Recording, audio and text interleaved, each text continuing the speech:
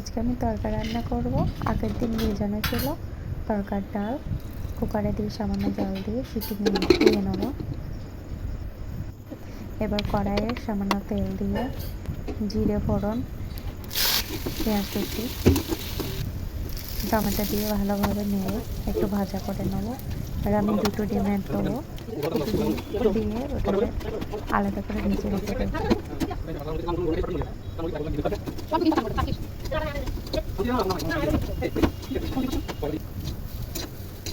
তুলে রেখে দিচ্ছি।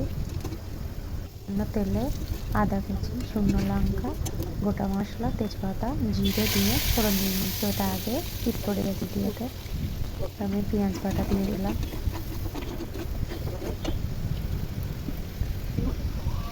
টমেটো পেস্ট, কাঁচা লঙ্কা দিয়ে দিচ্ছি।